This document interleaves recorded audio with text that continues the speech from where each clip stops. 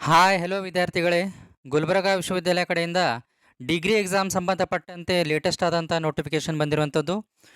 So ಇಲ್ಲಿ ನೋಡಬಹುದು, ದಿನಾಂಕ 6/7/2024ರಂದು ಈ ನೋಟಿಫಿಕೇಷನ್ ಬಂದಿದ್ದು. ವಿಷಯ ಏನು ಅಂತಂದರೆ, ನಮಗೆ ಗೊತ್ತಿರೋ ಹಾಗೆ ಈಗ ಎಲ್ಲ ಡಿಗ್ರಿ ಎಕ್ಸಾಮ್ಸ್ ನಡೀತಾ ಇವೆ.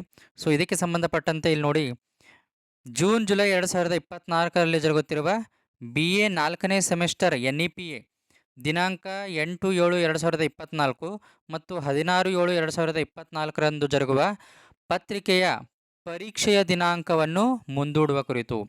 ಸೊ BA 4ನೇ ಸೆಮಿಸ್ಟರ್ನ NEP ಅಡಿಯಲ್ಲಿ ಏನು ಎಕ್ಸಾಮ್ ನಡೀತಾ ಇವೆ, ಸೊ 8/7/2024 ಹಾಗೆಯೇ 16/7/2024ರಂದು ಏನು ಪತ್ರಿಕೆ ಇತ್ತು, ಆ ಒಂದು ಪತ್ರಿಕೆಯು ಈಗ ಪೋಸ್ಟ್ಪೋನ್ಡ್ ಆಗಿದೆ.